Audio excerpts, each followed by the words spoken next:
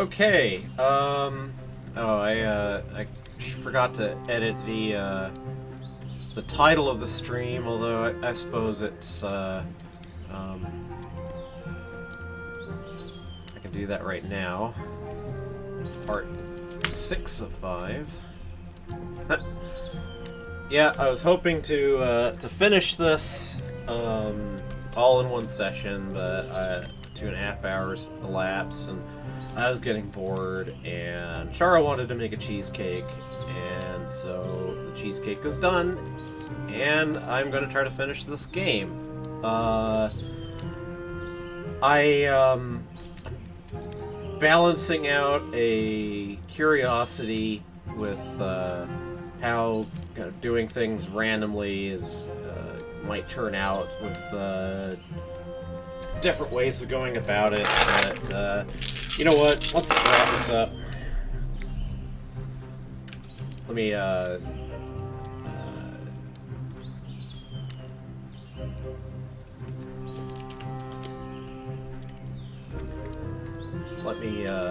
advertise a little bit. Okay.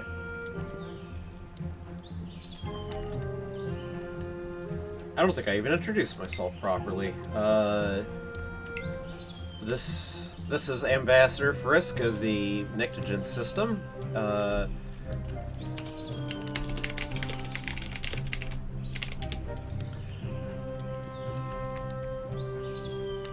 And I am finishing off a playthrough of the visual novel Cinders, based on the story of Cinderella,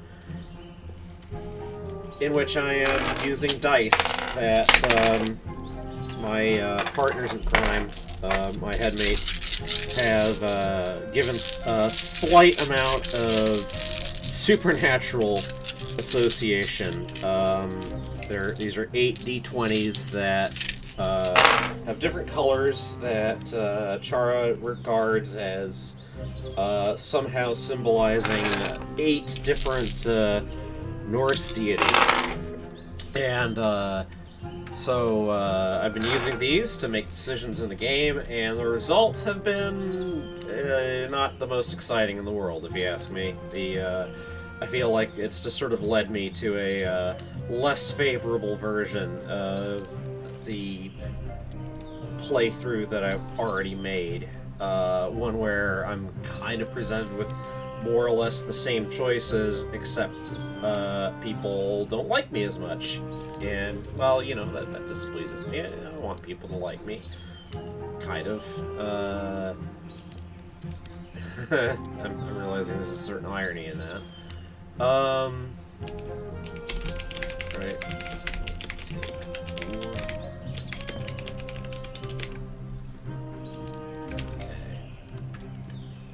Okay.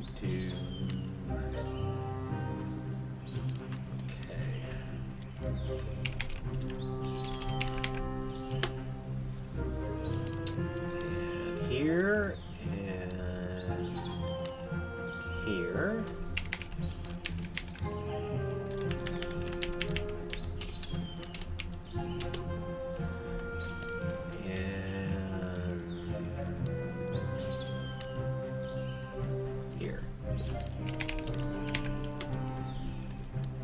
Alright, I can't imagine this will take more than about 2 more hours. I can handle that. And, well, let's get underway. It's another morning. Gloria and Sophia are here to bug me, and what they're about to tell me is that they're going into town to have their dresses altered. Cinders mentions the dream with the Lady of the Lake, and, yes, this lovely line, time when only strumpets and their jawns are up and about. But, yeah, like, the reason that they're up early is because they need to go into town and talk to the tailor, and that's not going to go well for them. But Cinders is going to be left alone in the house, which means that she's going to have time to do whatever she wants.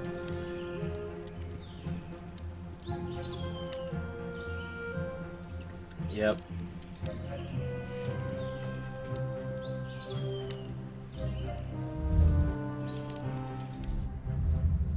Alright.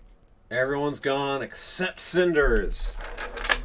So Cinders wastes a little time on self-pity, and I wonder if I could just make my life normal. Funny. This seems to be the hardest thing to achieve. Normal life, love, friendship, and respect from the family. I want to live like a free girl. I want to have adventures. I'm meeting the prince tomorrow, and I'm going to work hard to get it. I will go to that ball and show Carmosa, Sophia, and Gloria what I'm worth. I need a plan, though, or at least a dress and a way to get into the ball. The rest I can just wing. Both Madame Guide and that creature from the lake offer to help me when I finally know what I want. Well, the lady from the lake more like threatened her. It was just sort of like, oh, you're gonna work with us whether you like it or not. So she's back to making a decision that we may have seen before in this game, which is between the Lady of the Lake, between the Fae, and Madame Guide. So, let's get the nice warmed up here. And Hell, that's H-E-L, mind you. It's the one who wants to make the decision. 19 out of 19, really. Okay, so 0 to 9, 10 to 19. 2. Okay, so I guess I'm going to ask the Lady of the Lake for help. Madame Guide's offer seemed genuine. Okay, we've seen this before, because I in previous play, I've picked both Madame Guide and also the fairy on another fork, and the fairy's help last time just got me landed in jail, or Cinders landed in jail. So, okay, only one choice here. Like, I kind of wonder, yeah, some more ableist talk here. Oh, maybe I'm going insane! Okay, she goes to the lake. So, I can only assume that this is under less favorable circumstances than before, because she hadn't ever brought a gift, but that didn't seem to matter in the end, presumably because the Lady of the Lake feels bound by whatever agreement or concord, as she puts it, that she made between herself and Cinders' mother. But the Lady of the Lake doesn't show up. Okay. Or does she or doesn't she? So Cinders is complaining about, oh, I just want this one night. Carmosa's robbed me. I need to go to that ball somehow. Well, I can either retake the house or escape and leave. Oh, alright, so this okay, this is I have seen this before. It's like the Lady of the Lake doesn't show up until, like, the maximally dramatic moment. We are always listening to those who enter our domain. So she's going to suggest, well, why don't you go to the ball? And the ball, by the way, apparently is a more or less fixed thing in the game. There isn't any way to avoid it. Which I find a little unfortunate, because that just means you end up seeing it over and over again, and it's like, presumably nothing actually changes much. Well, let's see what the dice have us do. Thor wants to make this decision. 19 out of 20.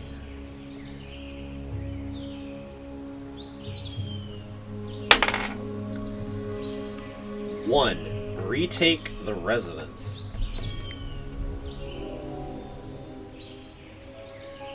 So, unfortunately, I think I might be headed into a path that I've already taken, thanks to these dice, because,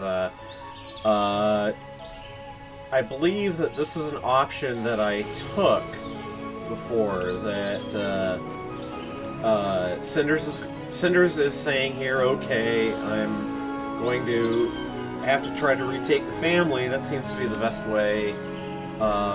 Speaking of dirt and cold metal, little things of no meaning to the lake. But, okay, like, the advice of the Lady of the Lake the last time was poison Carmosa, and that didn't go well, so... Oh, Cinders is bringing up the idea of Tobias here. Yes, I definitely need to talk with Tobias. You should know what to do. So it seems that your path has been decided. Okay. Alright. I'm happy. Like, I'm not gonna end up in jail and dead, looks like. Poison hasn't been brought into the situation.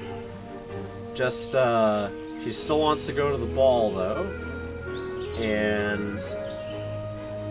Again, this is familiar. The Lady of the Lake is going to supply her with a dress. And, the Lady of the Lake is also not going to say anything about the, concord between Cinders' mom and herself.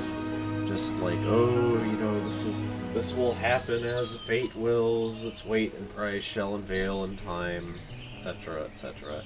Like, frankly, dealing with the Fae in this game doesn't seem like that great a proposition. But at least she's making plans with Tobias now, instead of like, hey, why don't I slip Carmosa some poison? God, what a weird thing for, like, for the Fae to have offered that as an option. Like, it's a very mundane kind of solution, if you ask me. Anyway, I have no idea whether this plan is going to work. I have nothing to lose, though, and a life to gain. I need to see this through to have any chance at it. I just hope Carmosa doesn't manage to ruin it. Let's avoid the next random meeting with her, shall we? And let's stop addressing myself as plural. Ha ha. Or speaking to myself altogether. Speaking to oneself is a bad sign, isn't it? Speaking to Tobias should help with that. As with a couple of other things, this is going to be a long talk. If anyone can find a solution to this money conundrum, it's him.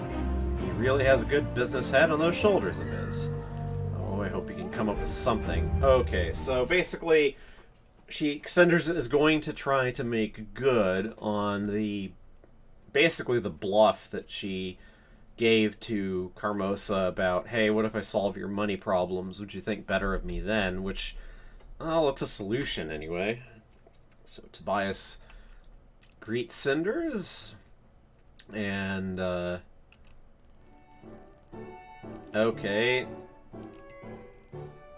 So, I came to ask you, Tobias, for advice on business matters. Really? Now, this is something I honestly did not expect, although I won't deny that it's a subject I feel very comfortable with. What do you need? You know I'm not on the best of terms with my stepmother, and how easy it is for her to turn my life into hell on earth. Yes, I've noticed. Then... I guess you've also noticed that she has her mind fixed on two things she values in life, family and status. Everything she ever does aims at strengthening one or the other, or both. All else is expendable. Lady Carmosa is an ambitious and driven woman, I must give her that. Not only that, she also respects, and in case of her daughters, requires those qualities from others. I think I'm beginning to see where this is going, but please continue. I had no doubts about you being able to grasp my subtle plans. The point is, Carmosa's troubled. Her family has financial problems, and her daughters aren't the social predators she's designed them to be. She's getting desperate and clumsy, and above all, she could really use some help. And since she won't be receiving any from her daughters, she might as well accept it from the one who's always been a thorn in her side. Precisely. If I could solve our money problems, just imagine her astonishment. Her illusions about Gloria being able to successfully take her place someday would vanish immediately, or at least she should start considering alternatives, making her recognize a much more suitable candidate for the job. Yeah, the question is, how do you do it? How do you make a noble house successful? Well, I suppose you could always start trying to make a really popular cheese or something like that. This is much more complicated than just solving money problems, Cinders. If you're a client asking me for advice on the matter, I'd ask you to pay me extra. Let's talk about that when I'm the lady of a newly restored powerful house, shall we? Yes, let's. What I mean is, solving money problems is one thing. This can usually be done by selling things if you have something that can be sold. Then investing the money where profit can be made. And finally paying your debts, if there are any, and landing safely with a nice, stable inflow. Sounds very romantic. But restoring a noble house to its former glory, this is a much more complex issue. From what I have gathered about noble families, their influence, prestige, and power lies almost entirely in perception of others. If a house is respected, considered prestigious, and the words of its head are deemed influential, it is only because other houses agree that it should be so. The grand ball may be happening every few decades, but the masquerade goes on every single day. You may describe it like that. The point is that there are rules to this game of perceptions. Power and status may be illusions, but they are not arbitrary. So, what are the rules?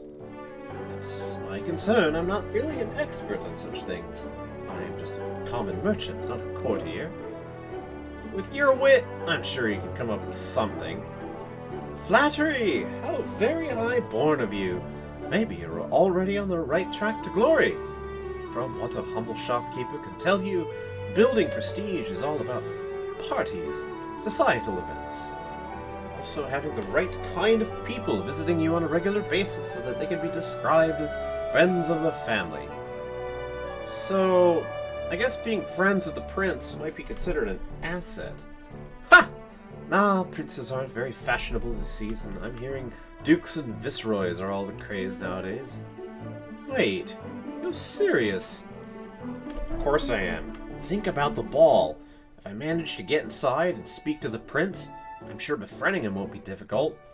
But how will you get inside? Isn't that dangerous? Also, what makes you think he'll like you?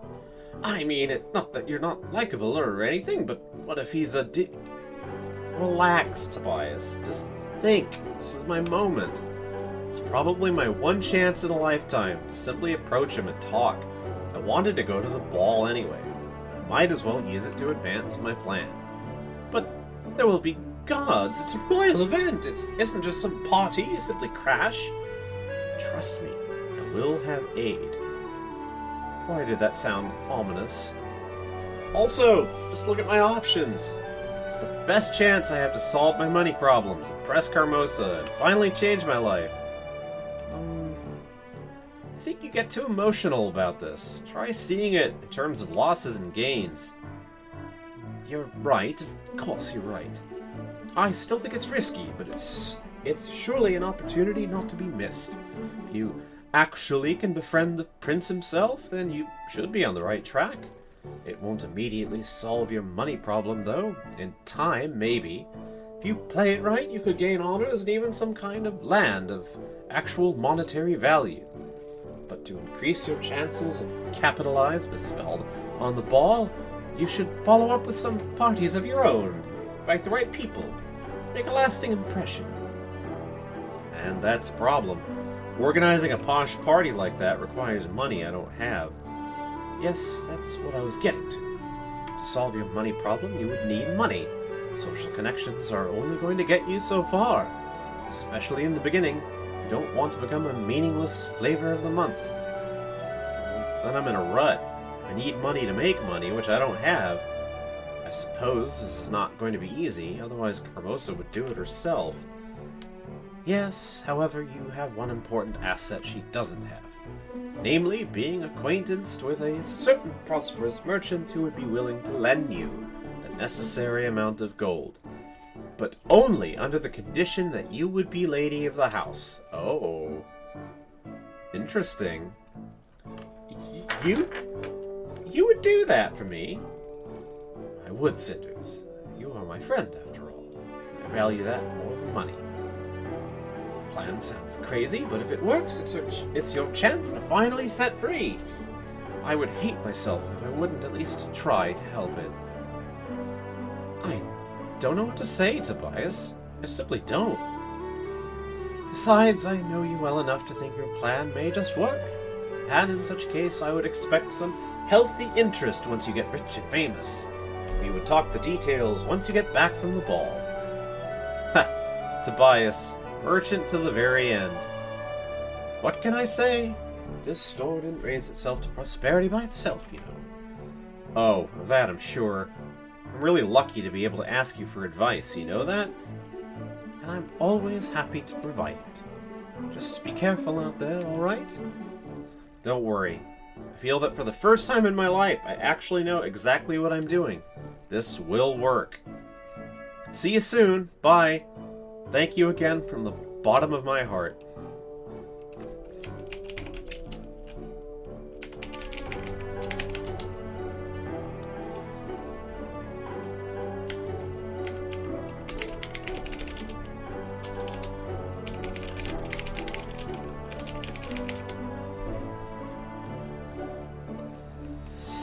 Alright.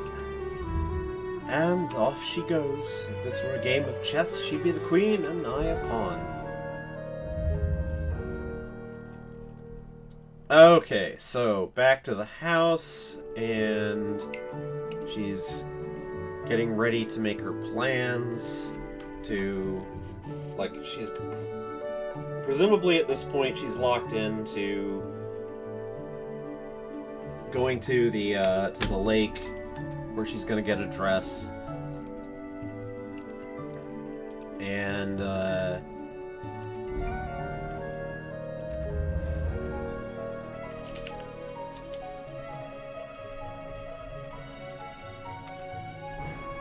alright, like, I kind of like how this is going now.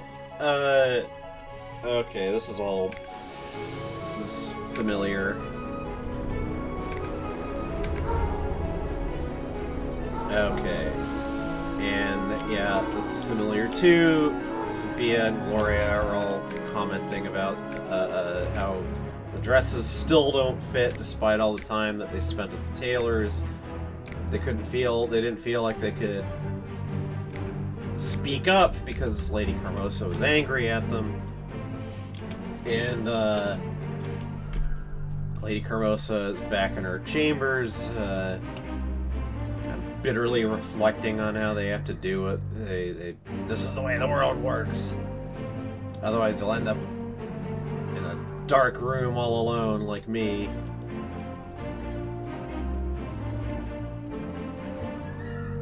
Oh yeah, the strange storm without rain is coming, with lightning in the clouds.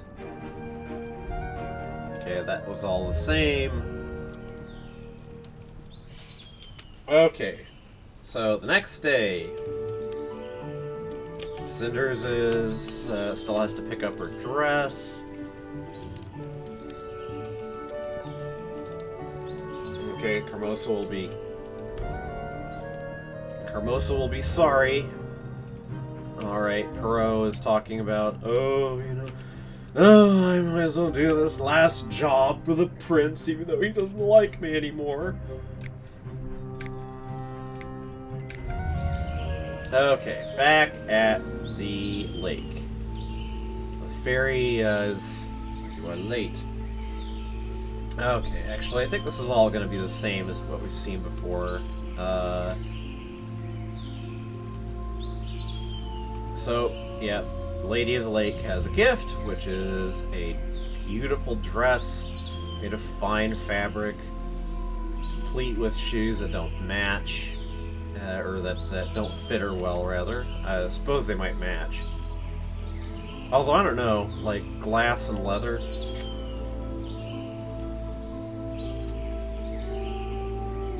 and saying just walk right in, be confident, you'll fool everybody. And this fate does never change cheaply to lift its weight and alter the shape of countless future matters. It all comes at a price which grows with seasons. Once it is ripe, it will be revealed, and you will be summoned to pay it. We wish you good fortune, Cinders. So presumably there's some horrible price to be paid for all this nonsense. So, okay. Lots of talk. Perot and Basil complaining about, oh, everyone just looks like they're used to being fake. And, here's Carmosa with her two daughters saying basically like, go in there and do a good job or you're through. I'm trying to cheer you, I'm trying to encourage you here. Alright, so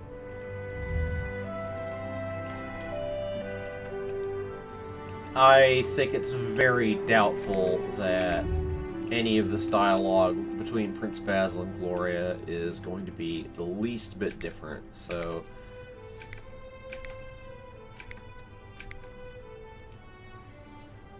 Yep, she's already just apologizing for everything she says. She's kind of making idle conversation that doesn't get her anywhere. And yep, she's come tumbling back.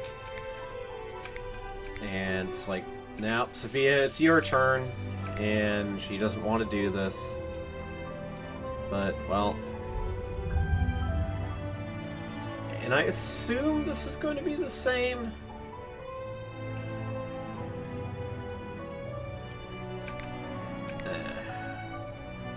Yeah, this all looks the same.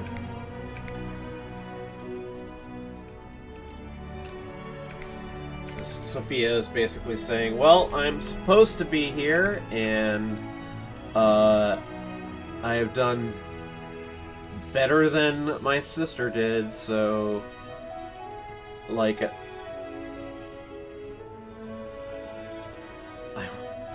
Oh, this is interesting. Or is this different? I mean, Sophia is sort of like, oh sure, look around, I must shine like a real gem in these murky waters of lies and intrigue, pure and innocent like the morning breeze. Oh, how lovely it must be to be royalty and speak like that all the time, rather than just when you've had too much wine. Unfortunately, I don't really care that much for polished speech coming from anyone who probably wants something from me. Oh.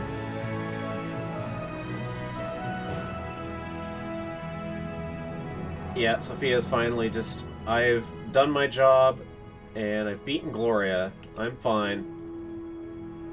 I think that was basically the same as before.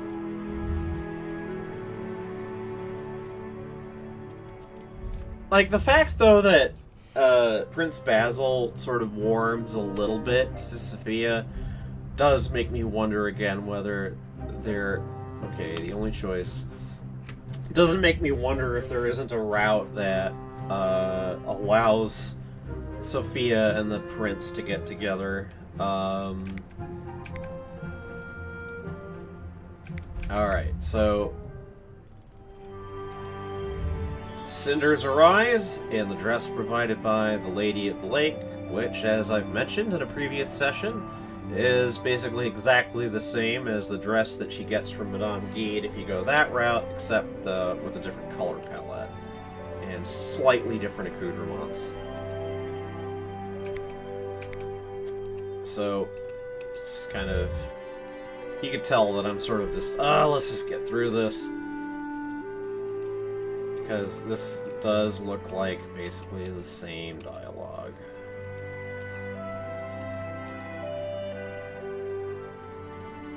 Yep, it's sort of like I'm interested in power.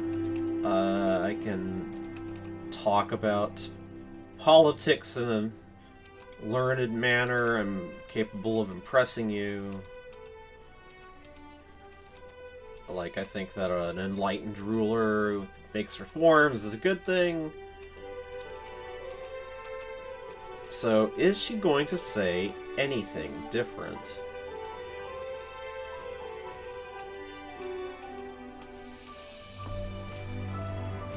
Yeah.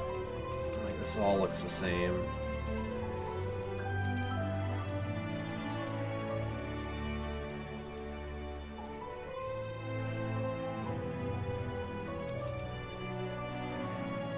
Yep, and they dance.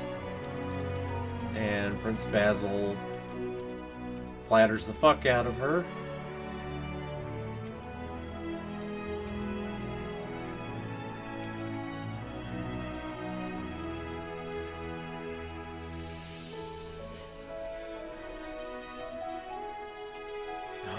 Your eyes! I can't get enough of looking into them. I adore watching your lips and your chest. Yes, skip the neck, Prince. Yeah, God, I really do wonder if there's any different version of this, because it just sort of, this all is the same no matter what decisions I've made earlier. And it's just like, haha, hi kids, hi mom, stepmom, yeah, like, I had fun, did you? She throws the glass and leather slippers off, and Perot is like, oh, I'm gonna look for her based on these slippers.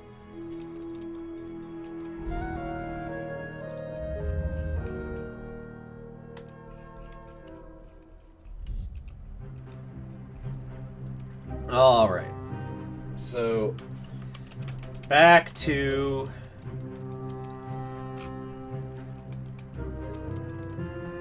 the starting dialogue of the game. I'm going to assume here that Perot is going to arrest Cinders. Whether or not that arrest actually means anything is another question. But anyway, Perot's here. Yep. Did you attend the grand ball? Okay.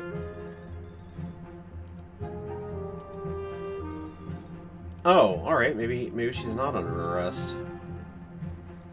Instead,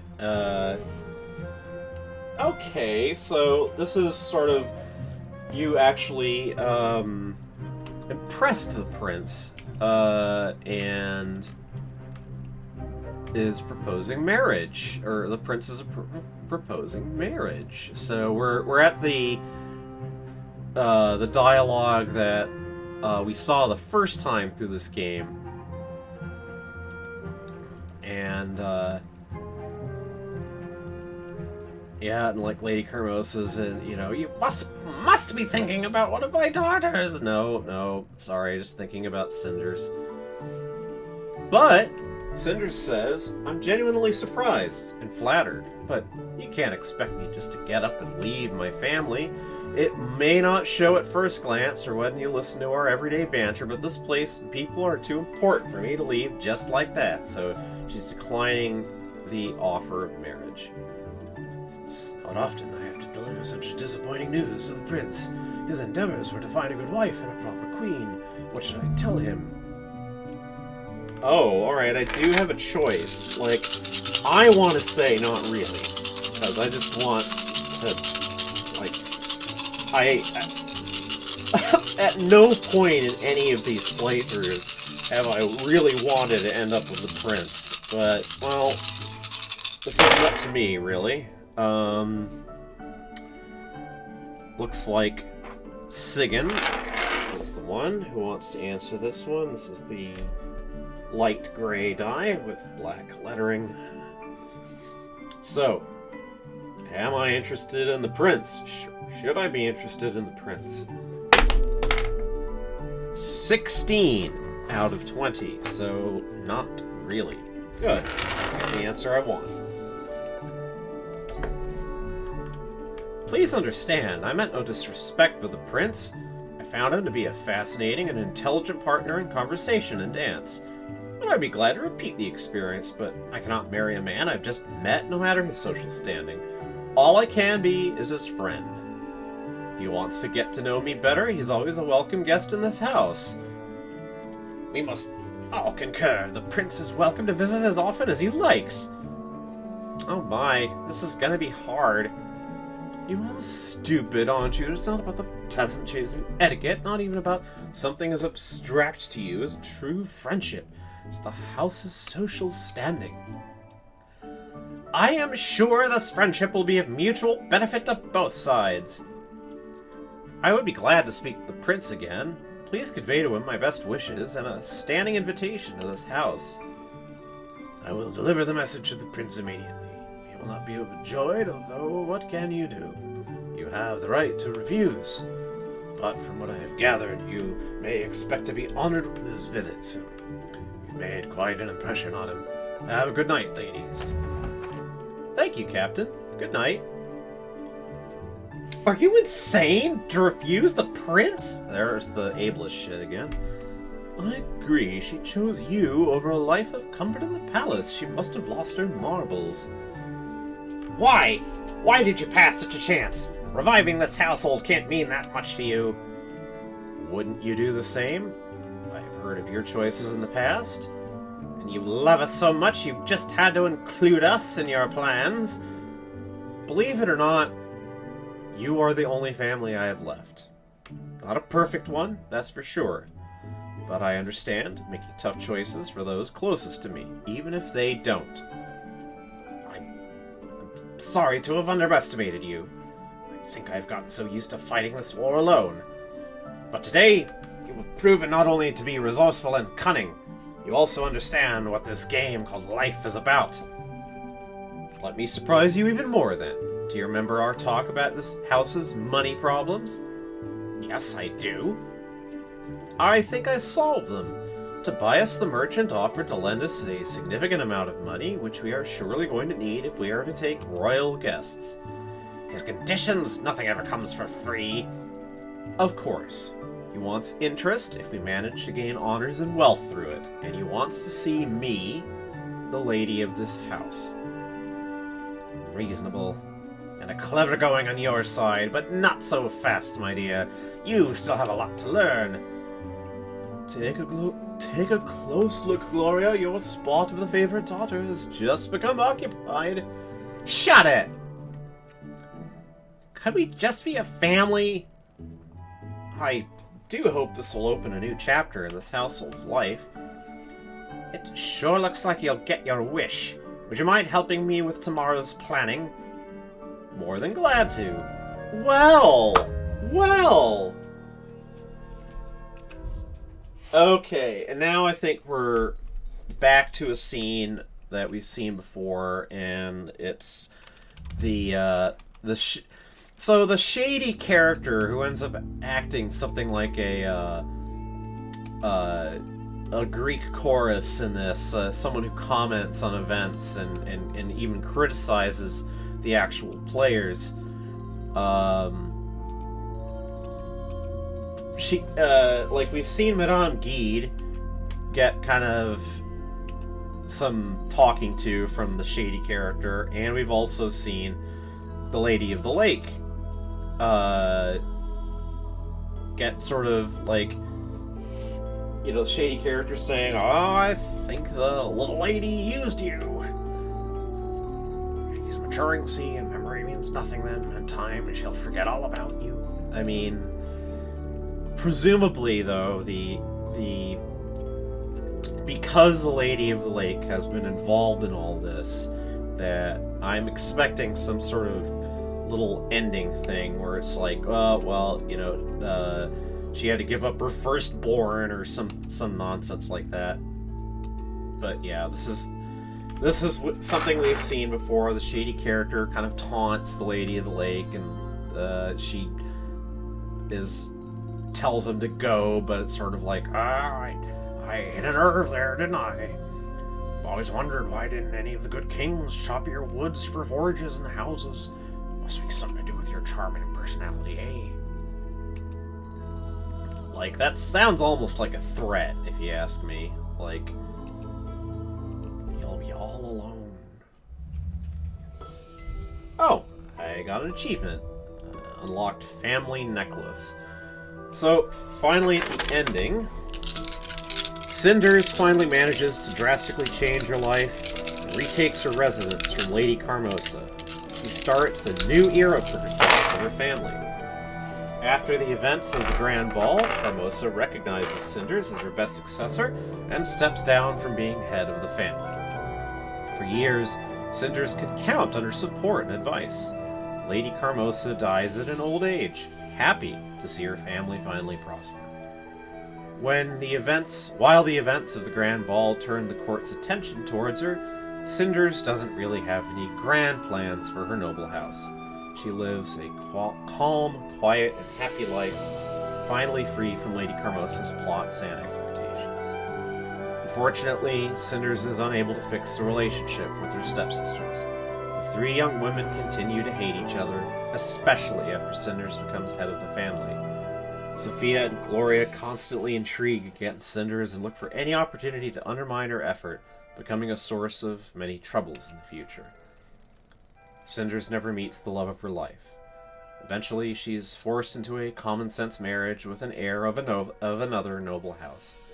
Their relationship is pretty happy and respectful, but devoid of any deeper feelings. No mention of whether the Lady of the Lake came to call. I was expecting that. Well, alright. So, that was only 40 minutes, and I decided that I think I'm going to simply try to... I'm not willing to give up just yet, and I want to try one more experiment, which is... I have just the Loki die here, just the yellow and red one, and I am not going to make any attempt to read any of the dialogue. I am simply going to get through until every... Basically, this is going to be decisions only, and we're going to see where it ends up.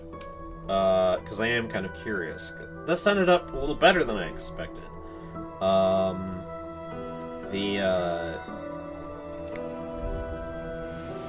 I unlocked a new ending. Okay. Well, I guess that makes sense. And I got a thingy. Gaining control over your inheritance, you are rewarded with a family necklace. Rewards. Oh, managed to have one ending in each of the 4 categories. It's not bad. The independent woman. Oh, there's 4 variations, or 4 sources of variation here. Carmosa support, quiet life, sisterly hate, no love. Interesting. So, alright. Let's do this. Alright. So, the control button is being struck in order to just blow through all the dialogue, and it might stop on dialogue that we haven't seen. I haven't tried this yet, so...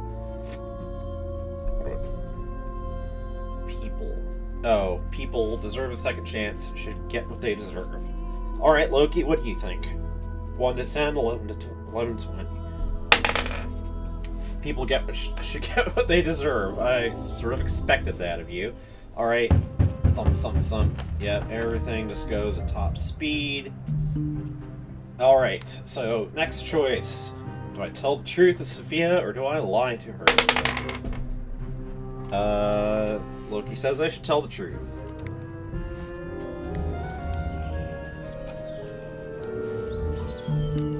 Okay, so next choice. Should Cinders start cleaning, read a book, or laze around? So this is going to be 1 to 6, 7 to 12, etc. 16, so she should laze around.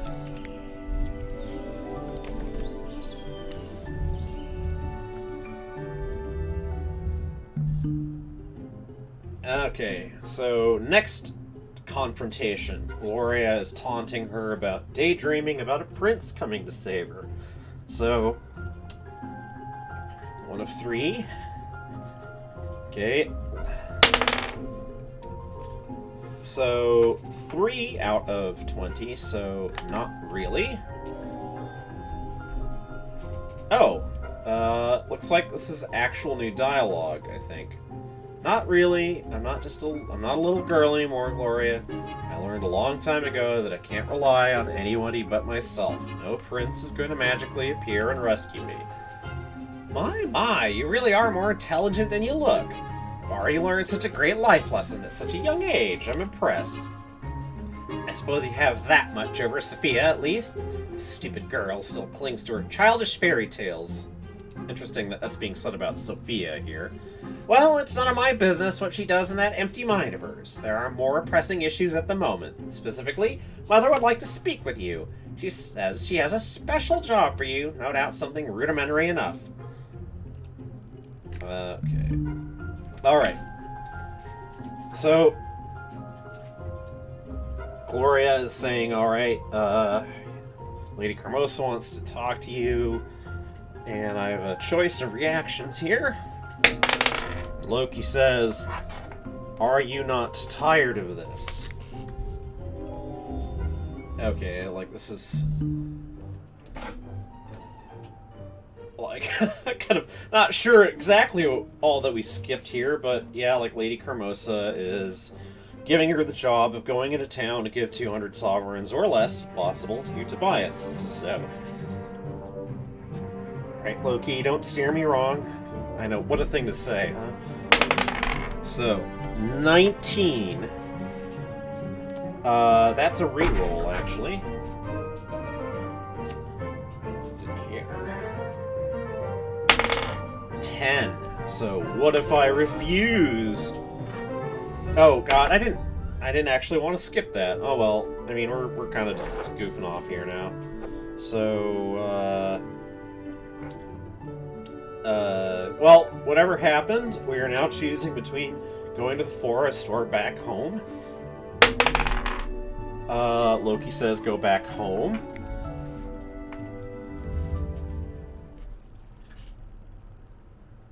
Yeah, like, and of course, we just bounce right back out again, but going back to our residence is still a choice here. So,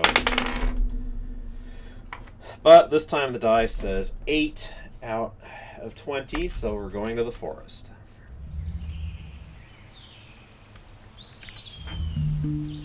Alright, should we go to the lake or go to town? 11, so let's go to town. Oh, like, we have a choice again. Town, forest, or residence. So, let's roll a die. 14. So, let's go back home. I can't return home before I finish my task. Carmosa will be very angry if I do. I have a feeling that's fixed, although I kind of find myself thinking that it's possible to go back home so many times that you get into trouble again. But, well, we'll see what the die does. 16 out of 20, so let's go back home again. I can't return... Oh, it's exactly the same. So, I think that just might be a loop. So, 10 out of 20, so that will correspond to going to the forest. I'd love to spend more time here, but I have to hurry if I want to get back before the evening. So, back to the 3 choices. 11, so forest. This is kind of comical, but I am kind of curious to see. Yeah, it's exactly the same. Like, I have a feeling that this is actually a false choice, that you'll just bounce back until you go into town. 18 out of 20, so back home. I can't return home, for Carmosa will be angry if I do. Okay, 8 out of...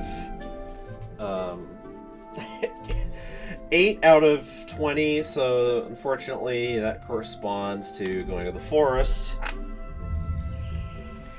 I'd love to spend more time here. Loki's messing with me. 8 I'd love to spend more time here, but... 6! 6! So finally, I get to go to town. That was silly. Alright, she was at the town. Okay. Gonna... Business with Perot is finished. She goes into Tobias' shop. Oh, what's this about? What's the errand? Okay, do I ask Tobias or let it go? 4. Ask him. Okay. Tobias says, hey look, I can't say anything. It's basic business ethics.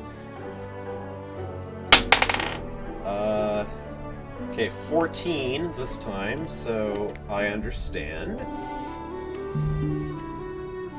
Alright, so now we're getting into, do I haggle, or do I hit on him, or do I do something other than just give him 200 sovereigns? Okay, so this is going to be 1 to 5, sorry, like 1 to 5, 6 to 10, 11 to 15, 16 to 20. 18. Let him have the full price. That's... well, I'm not... okay. Like...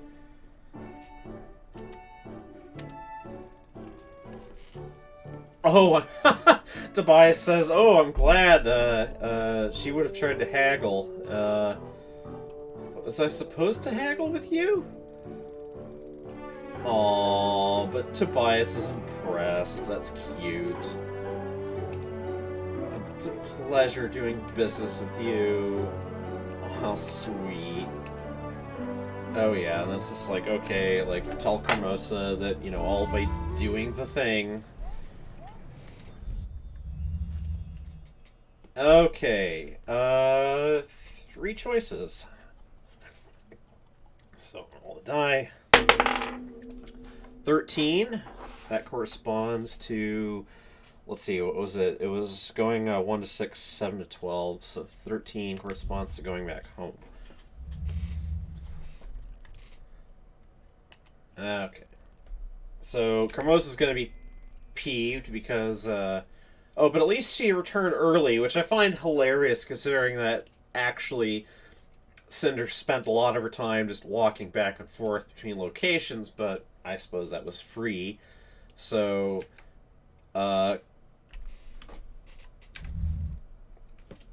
Carmosa is actually surprised to see Cinders back soon. And she did the business, but yeah, it's like, oh, you know, I just gave him the 200. And it's just like, you fucking, you could have done worse. Are you finally growing up? A little bit late, but better late than never. Sophia will bring you some leftovers for dinner. Alright, well, that's still better than we've done in the past, so... alright. Skip this. Alright. Boring conversation between Perot and Prince Basil. Cinders sort of complaining about the day. The shady character has shown up, and she now has the choice of following him out the door or not. Or out the window, I should say. So, 5 out of 20, so stay in the room. I'd better stay here. It's much too dangerous to leave in the middle of the night. Now that I know Carmosa is up to something, I have to be especially careful. I'll sleep for now, but I must keep an eye out for any more secretive behavior. I wonder what Carmosa is trying to hide from everybody. If I could figure it out, such knowledge might be useful in the future. I'm going to have trouble sleeping tonight with this on my mind, but I suppose I must at least try.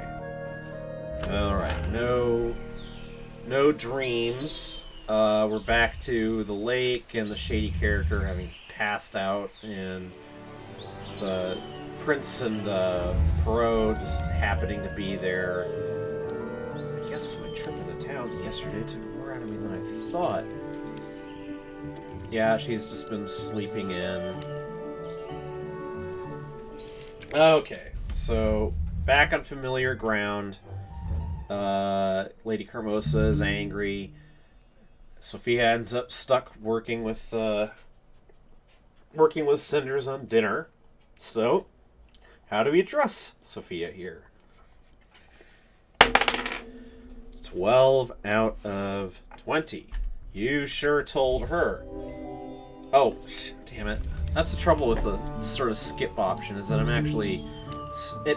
I thought that it would not skip as long as you hadn't actually ever seen the dialogue before, but I don't think it's actually being so... It's not being that discriminating, so... Oh well. Like, this is not a serious playthrough, so...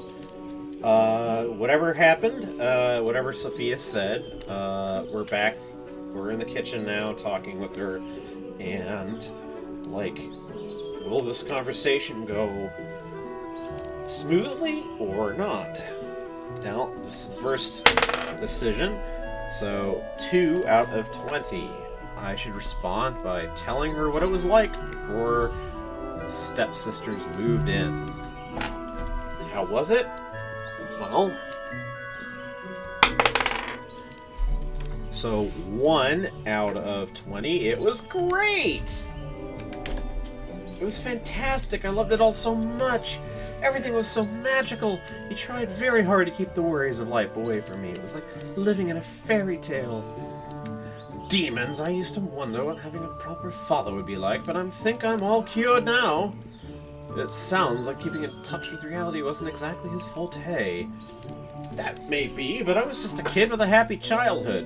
There are some dreams you just don't want to wake up from. How about your mother? Do you remember her? Unfortunately, she passed away giving birth to me. I still feel guilty about it, even though I know it doesn't make any sense. Now let's just skip again. Alright, Sophia's asking, well, why do you think Lady Carmosa married your dad? Okay, 6 out of 20, which, oddly enough, Loki is saying that love is the answer. As we know, Sophia doesn't actually think much of that, and Sophia admits that, hey, you know, as long as you're around as a scapegoat, my life was better. And what does the die have to say about this? The die counsels me to say, you are so cruel.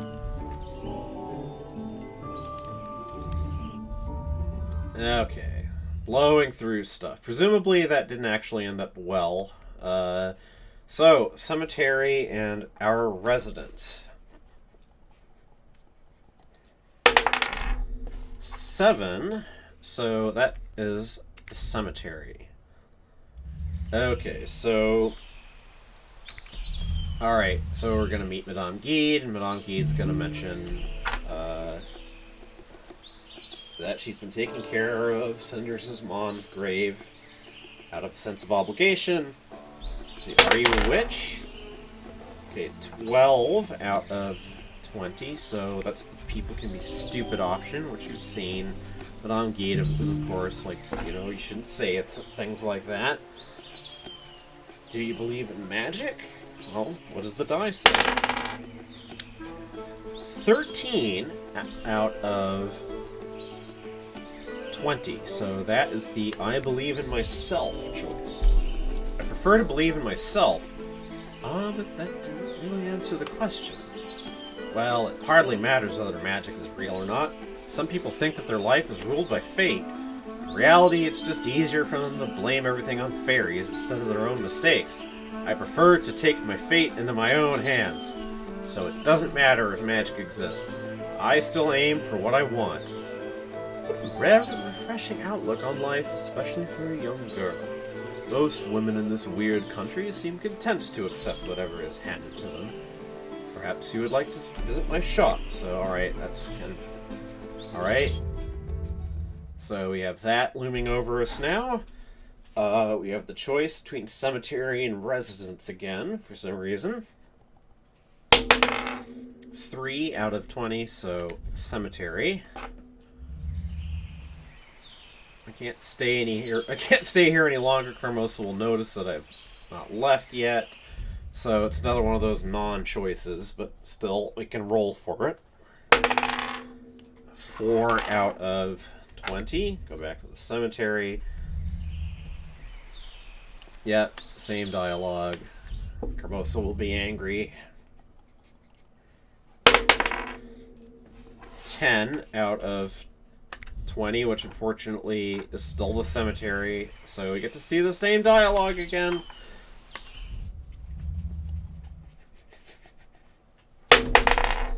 To, you know what? Fuck it. That's silly. I'm going back home. Alright. So, yeah, the shady character is here, selling information about the,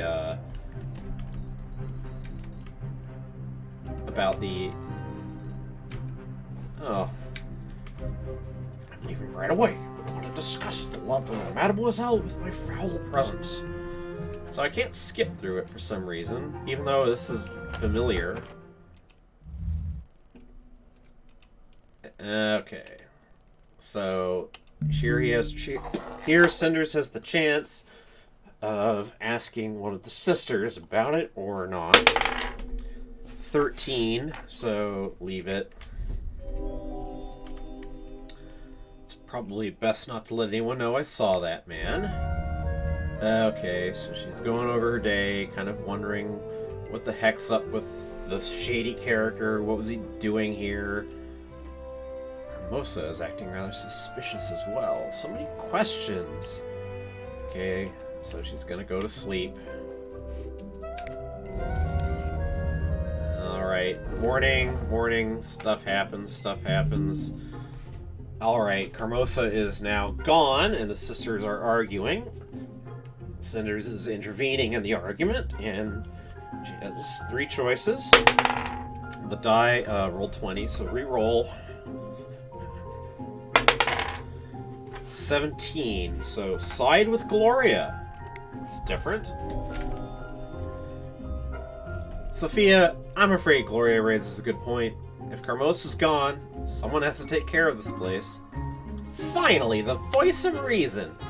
Besides, Sophia, I don't see why you have such a big problem with this. It's obvious you don't want to be in charge, so why not let Gloria do it? My problem is that this pompous sister of mine is once again trying to prove she's superior. I'm merely taking my responsibilities more seriously than you do. Oh, you can take your lousy responsibilities and toss them in the waste for all I care. Cut it out! Aren't we ignoring the more important matter on hand? Okay, we're back to, like, why is Carmosa gone anyway? Gloria is saying, I think it would be best if you prepared breakfast for yourselves. I'll check to see if Mother left us any instructions. Let's go, Cinders. Looks like Your Majesty is too busy to be bothered by the likes of us. Okay, so Sophia and Cinders talk.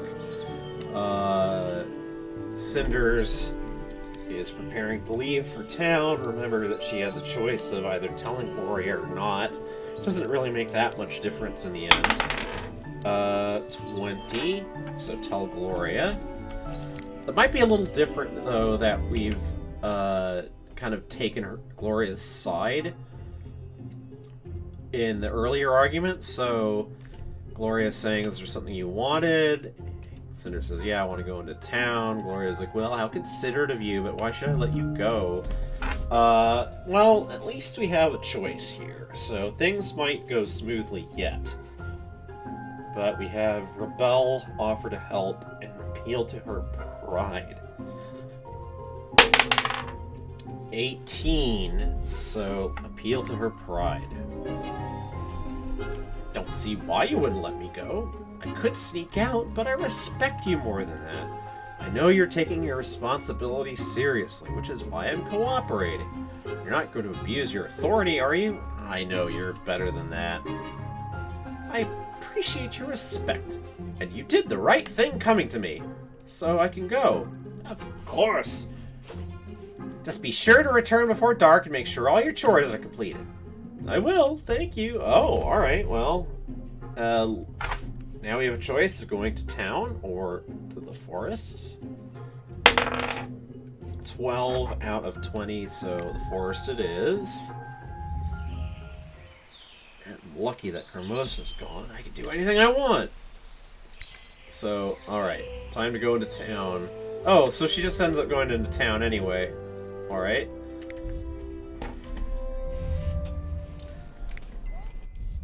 Okay, Madame Guide's shop. Talk.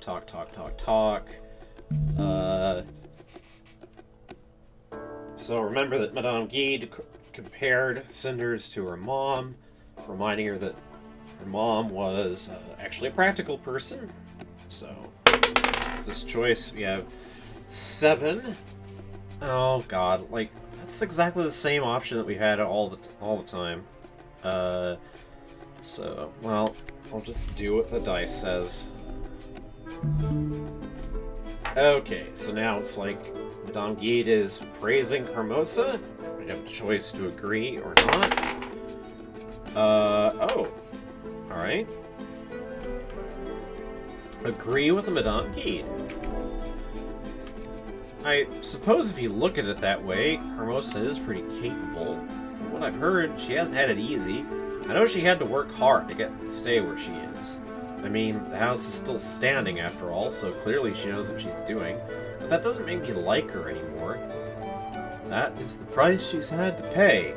She couldn't get into this position by worrying about who likes her. But even knowing that, she put her family first and gave up personal happiness for the sake of the house.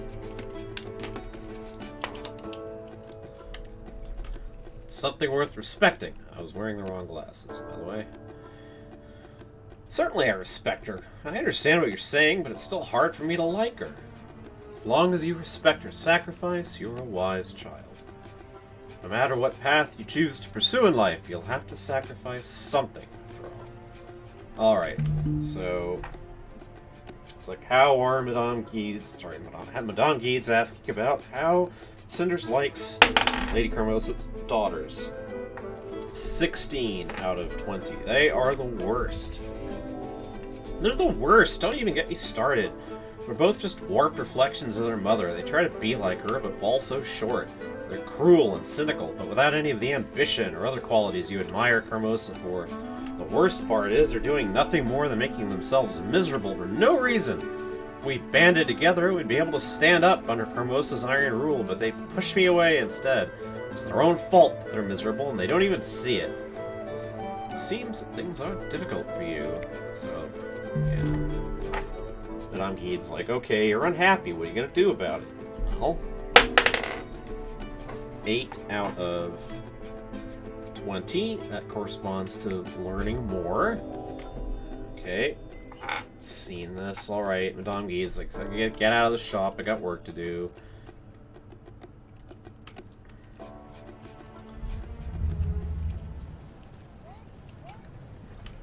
Okay, so talk. Alright. Cinders can linger in town a bit, so she has a choice of going to the inn or visiting Tobias. Now, she doesn't have any money to spend at the inn, but I don't know if that's gonna matter. 6. Oh, go visit Tobias. Talks to Tobias. Alright, what brings you in here? Be friendly or flirty? 1, so be friendly. I was just in town and wanted to pay you a visit. Maybe you would listen to your words of wisdom. Okay, so... praising Tobias, you're a good friend, I could come to you for advice. We're not children anymore, after all. Oh. Alright, like, Cinders was a little bit wild. Whoops.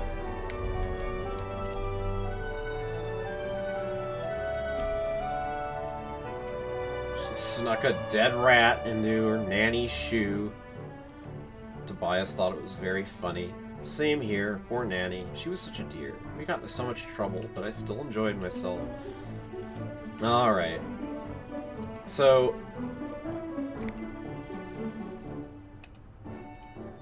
Tobias and Cinders are like, okay, they're just kind of getting along in a friendly way. I missed our time together as children. I missed our time together as adults. You're such an intelligent, beautiful woman. So, alright. Tobias is offering to go on a date. I'll agree or disagree. Looks like I should go on that date. 1 out of 20. Alright. It was nice seeing Tobias again. It was very nice. Tobias is very nice. Looks like we have a date. That's right. Doesn't even know if he's ever had anybody. Okay. So she gets to go to the inn anyway. And she's been in the inn before in previous sessions, but she has no money to spend here, so I don't know how this is gonna go. But she sees Perot. They have an awkward conversation. It's not letting me skip, so even though you have seen this before, it's like...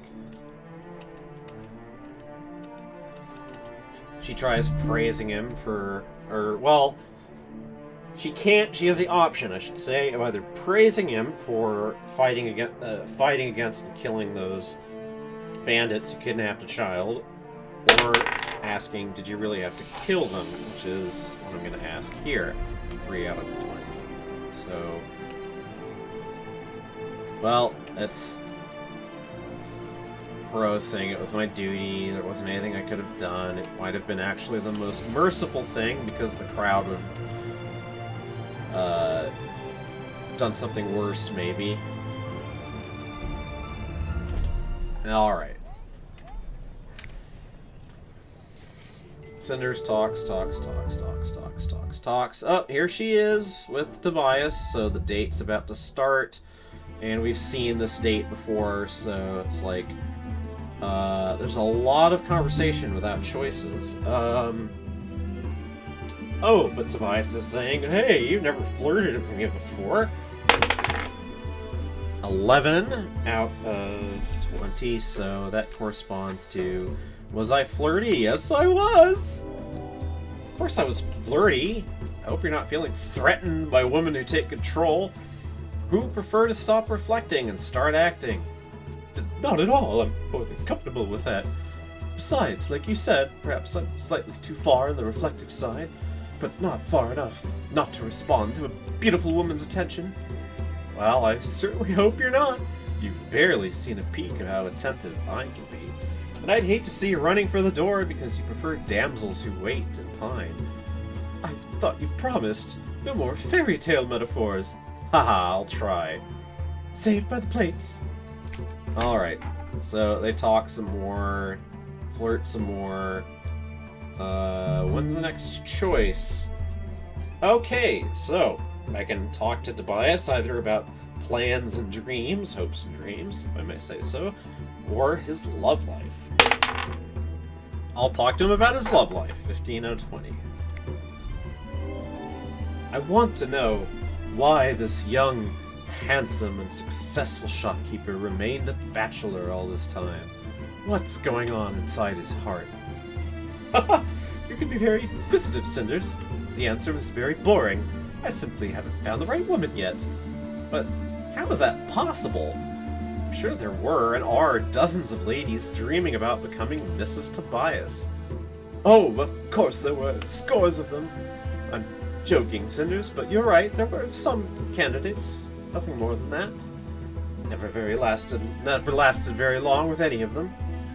I'd have never guessed you were so picky about looks. It's not that. I'm not very picky. The problem lies elsewhere. Most of the girls I met weren't really interested in me. Said it yourself, Cinders, I am a shopkeeper. People see my store and they know that I'm doing well. When they look at me, what do you think they see? An investment. Those girls I used to meet with, most of them, didn't even bother to act like they were that interested. What they were offering was a deal, a transaction, their good looks and company for my stability and financial security. Are you trying to tell me that girls don't dream about true romance anymore? I'm sure that some of them were looking for a prince rather than a purse. You're right. There was that one girl. Are you sure you want me to tell you about it? Tobias, I wouldn't be asking out of false politeness. I really want to know. Besides, you never told me anything about your love life, and I'm really curious. All right. There was this one girl. She was pretty, really nice. She really seemed to be interested in me. She always looked at me when we were talking. Unlike some of the other girls, she was really paying attention to my every word. And she had a very cute smile, too. I thought she really liked me. And what went wrong? It's a little embarrassing, really. After a while, I noticed that the reason that she looked at me so intensely each time we were talking was because, well, I really shouldn't be too critical. She was very nice, you see. Say it already. She stared at me because she didn't understand most of the words I was using, and she thought I was reciting her poetry. She thought what? I told you it's embarrassing. She wasn't very bright, you know, and also she would sometimes breathe through her mouth, also while eating or drinking. I don't... Oh, it was a disaster, Cinders. I tried to explain it to myself that it's actually an asset, that she's original. One in a million. But it drove me mad eventually. I realized that spending my entire life with her would be quite hellish. Eventually, we had nothing to talk about, nothing to share. It was dull. I see. I never realized how difficult it must be, finding a good wife. Now that you've told me all that, I wonder who that would actually be. What is she like? The perfect candidate for Mrs. Tobias. Oh, I'm not asking for that much. She has to be smart, beautiful, supportive, and faithful. Looks like you were looking for a real gem, then. Are you sure women like that walk this earth? Or maybe you're imagining some fairy tale princess. A princess? Oh no, heaven forbid! My ideal woman exists, I know she does. What about you, Cinders? Has some dashing prince caught your eye recently by any chance? It's not that simple, Tobias. You know the kind of life I have. Practically a prisoner in my own home. I can hardly leave without Carmosa trying to control my every step. I can't really afford to fall for anyone, and I don't think about it that much. Looks like yet another dream that woman has stripped you of. Sorry, Cinders. I see you finished your meal. Oh, yes, it was delicious. Thank you, Tobias. Would you like to go for a walk, then? I can tell you're just as stuffed as I am, and there's nothing nicer than having a stroll after a decent meal. Alright, we're kind of on familiar territory here. So yeah, they go out for a walk, they chat some more, talk about how lovely it all was. But now, Cinders has a choice. She can either just go back home, with optional kiss, or we could go to your place. Loki says I should go fuck him, so, yeah, 15 out of 20. You know what? I think what really makes my sisters worried is actually me being outdoors late. The world is full of dangerous folk, after all. Oh, I guess? So, since we're really concerned about the well-being of my sisters, their mental comfort, peace of mind, and such, the only humane way of behavior left is to go to your place. Oh, really? I thought that you... I can tell you're not really convinced by my argument, but your house is just around the corner, and there are no wild woods on the way, no wild and dangerous creatures. Oh, I think you sound quite convincing, all right. Think about it as granting a poor orphan shelter for the night in this terrible and increasingly uncaring world. Oh, the times we live in! Glad we understand each other. Oh, we do, my poor orphan. But what about Gloria? Oh, You want to call for her? She's not really the visiting type, if you know what I mean. You're incredible, Cinders. No, I meant, what about her certain and terrible retribution for your misdeeds? You just answered your own question. Her retribution is already certain, and it will surely be terrible, which means that I might as well break the rest of the rules and go all the way. Oh, I see. Well, I'm not sure if I would like that, Cinders. I don't think that's something I can agree to right now. Oh, I thought this would go a bit more smoothly. Oh, but why? Didn't you enjoy the time we spent together tonight? I thought you liked me. It's about the jokes, isn't it? No, it isn't. I shouldn't have made fun of your middle name. Of course not, it has nothing to do with that, and there's nothing funny about that name anyway. Oh, sure, whatever you say, Fitzwilliam. Cinders, listen to me. You are very attractive, you know that. And maybe I'll be filled with regrets tomorrow, but I have to refuse. This is going fast, too fast for my taste. Oh, what a disappointment.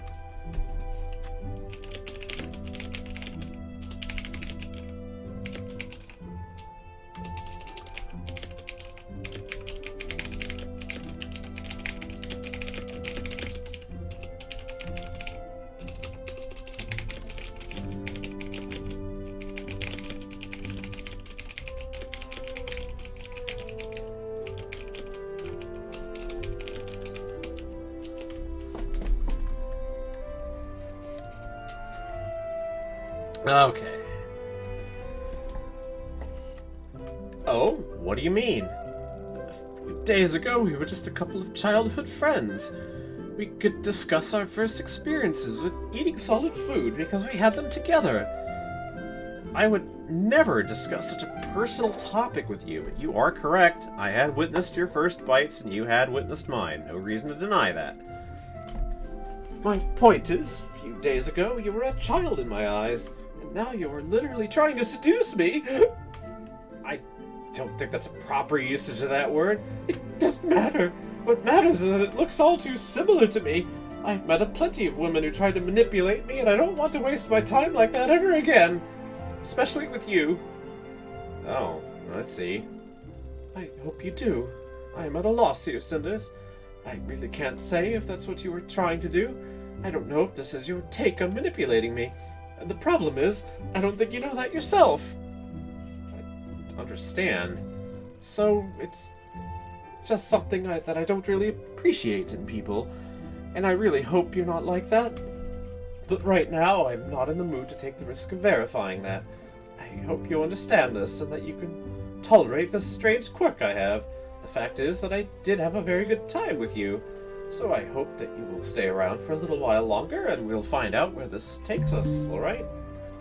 Okay, so it's like, I say, oh, I understand, Tobias. Well, let's see what the dice says. The dice says I should tell Tobias, you're a loss. Well, if you're absolutely sure about this, I'm not going to try to persuade you. I can only tell you you're taking this nightly business much too seriously. But I bet you'll realize soon enough just how grave a mistake you just made. Really? Yes, when you think about this tomorrow, early in the morning, and your imagination will tell you all you need to know about the things you didn't allow to happen. Well, okay, I don't think Tobias liked that. I see then. Well, I must say that I am feeling much better about my decision already.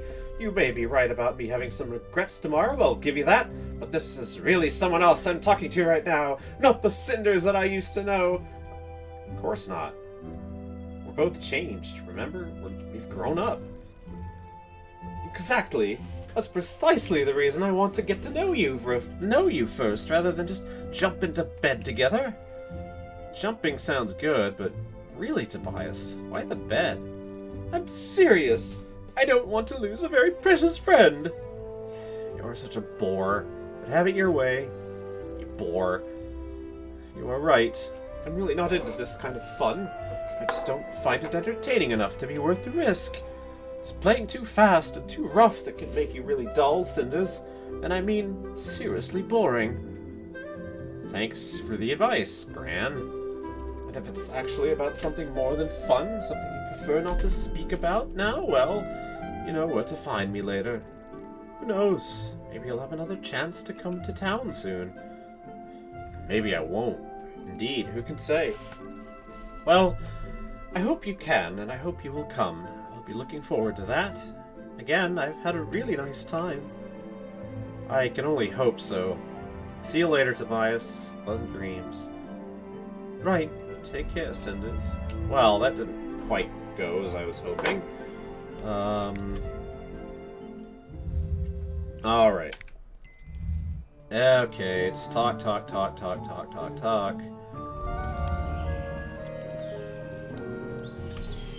Oh, something new. Gloria is come to wake me up, but rather than be angry with me, she is thanking me.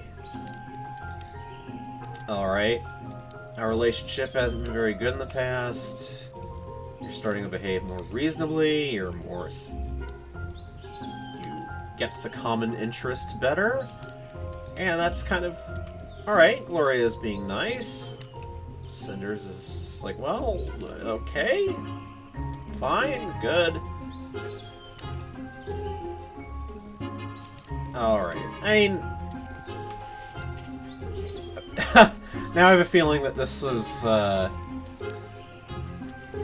you know, Gloria is sort of like, okay, you're being mature, you're learning to... Oh, so now we're back on sort of more familiar territory in this conversation. Gloria is saying, like, hey, look, you gotta be more sympathetic with Carmosa.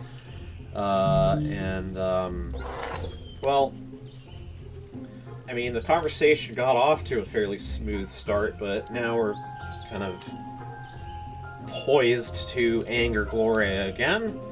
We say either, okay, as Gloria says, I need your support, and my decision is 12.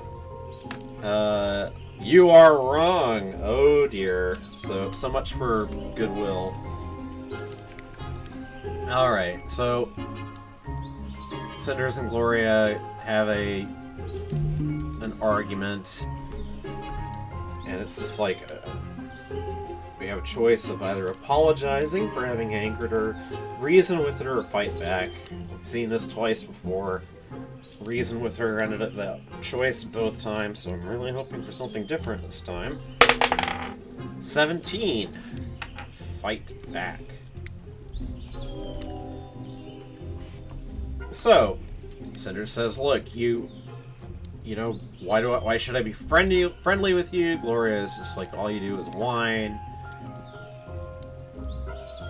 Yeah. Gloria's saying, look, I came to get to understand you a little bit, and Cinders is like, well, yeah, and when I did, you just struck back, and, Gloria's... Yeah, like, Gloria is actually trying to be much nicer than usual, so I think Cinders is the one... I hate to say it, Cinders, but you are being a bit of a brat here, but, I mean, you do have a Loki die making choices for you, so it's like, what can I expect, right? Okay. And it's like, forever taunting Gloria with, oh, you just want to copy Carmosa, and it's just like... Okay, then post-morteming the conversation with Sophia afterwards. Alright, only one choice, go into town. Alright. And it's the argument between the townswoman over her cow with Madame Guide that Perot intervenes in kind of uselessly. Guide is pissed off. Goes away. So now Cinders has a choice of going to Tobias' store or going to the inn. She's going to go to the tavern. 4 out of 20. Tobias is not going anywhere and I'm starving. So, back at the inn. Oh, Perot is such an intriguing man. So, I think this is the first time that we've actually had more than one conversation with Perot. And I know that, like, romancing Perot is an option. And who knows what the dice will do. So Perot's like, so you came. I remembered correctly that your name is Cinders, right? Yes, I'm surprised you recognized me on the town square today. Well, you were on my mind. Would you care to join me for a drink? I'd be happy to. Hang on, you were thinking about me? Yes, you came to mind after a recent discussion I had with the prince. Oh, that's right. Perot does actually bring up Cinders to Prince Basil after their first conversation. Oh, I'm flattered, I think? What were you talking about exactly? A candidate for a wife, of course.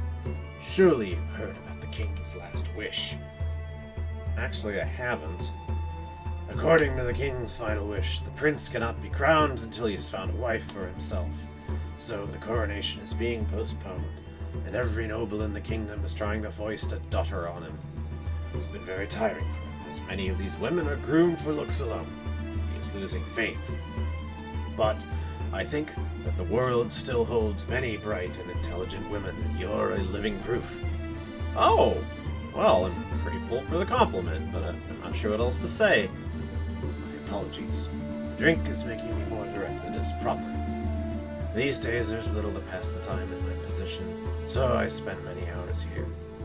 I don't want to bore you with the small complaints of my life, and I apologize for being so curt with you when we met last time. I understand. A lot happened, and it's no surprise if you weren't in the mood for discussion. Honestly, I should probably apologize for bothering you when you wanted to be left alone. It wasn't bothering. I found the discussion very interesting. Listen, I know you asked about the prince last time. Are you still interested in learning more? Alright, so I have a choice between, yeah, tell me about the prince, and hitting on Perot. So, 2, tell me about the prince. I would love to hear more about the prince, especially after what you just said. The sort of man who is interested in more than just a woman's appearance seems interesting to me. He is interesting, albeit very young. The king was a highly respected ruler for many years. Filling his position is a huge burden for the young monarch. Living in the shadow of a strong personality, that sounds familiar. It must be so difficult for him. I have faith in him. He has the drive and passion to become a truly great leader. He's also not afraid to change things that need to be changed, however challenging that might be. The old noble houses don't like change, especially if they lose power in the process. The prince must be prepared to face some difficult, potentially dangerous opposition. He must be a brave man, then. It certainly seems so, but time will tell if he makes the right choices. Some are harder than others. What do you mean? The prince may have to use force in his opposition to achieve unity. The king wasn't afraid to wage wars, imprison dissenters, or even assassinate his enemies. It's a brutal position to be in, and the prince might have to make similar decisions. Alright, well, do I agree or disagree? 9 out of 20. How horrible. It's horrible. That's the burden of being a ruler. You may think it is horrible, but it's a choice that he has to make. Might not be easy, but it's for the greater good. That's a convenient excuse. I've never had to run a kingdom, obviously, but most issues can be solved with diplomacy. Violence will only lead to grief and more violence. It's a vicious circle. Maybe there was a time when it was necessary, but these are peaceful days. Why cling to old methods? You're asking me. I'm not but a simple warrior. A sword who follows the will of the crown. If all things could be solved peacefully, that would be great. But not everyone thinks like you. And when you face those people who think differently, you must strike first, or they will strike you down. But it's still terrible. That's why I said it was not an easy decision to make. At That's enough of such heavy subjects, though. I'd rather get to know you more, if you don't mind. You look like a girl from the town, but I haven't seen you around. I don't live in the town, actually. I live in the house ruled by Lady Carmosa. Oh, forgive me. I didn't realize you were nobility. Your clothes give you the appearance of one of the townsfolk. I didn't know you were incognito. It's not a disguise. This is what I wear every day. After my father passed away, Carmosa took over. She treats me as one of the servants, but without any pay. I don't even have money to spend on clothing. I'm sorry to hear that. It's a shame your father chose Carmosa to take over the estate. He chose her? Isn't that what happened? Before he passed away, he should have left a will. The will would appoint the next head of the house. It's a shame he didn't choose you. I never heard anything about his will. I don't think Father would willingly put me in that position.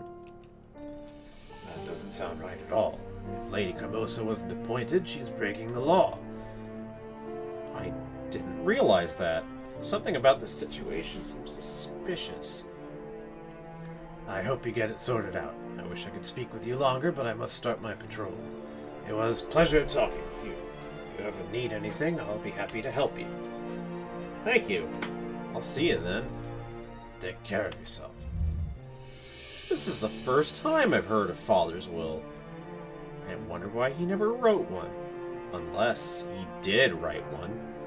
In that case, what happened to it? I'll have to investigate as soon as I get the chance. Well, there's no point sitting here in the tavern alone. I don't want to attract the wrong company. It was nice to see Captain Perot again. He's such an interesting man.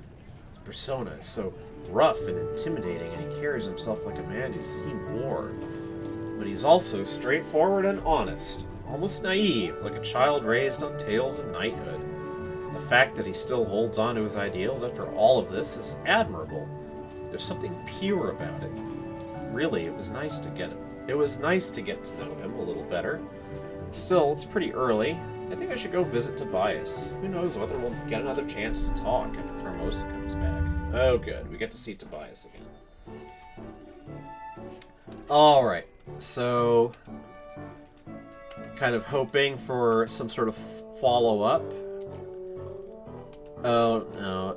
It's just familiar talk. You're talking about, oh, like, Gloria talked to me, and it was actually sort of nice. The shady character shows up. And so this time we don't really know anything about any meeting in the woods, but Cinders does know that he had some secret business with Carmosa. And I assume that Tobias and Cinders are both curious about just what's going on, and they're going to try to get some kind of answer out of the shady character. And okay, yeah, I'm not telling you nothing, lady. Alright. Shady character tries to slip away, but yep, Tobias is like, don't you dare. But I'm only telling the Missy, and Cinders agrees to this. And so you've seen this before, but let's see if it goes differently this time.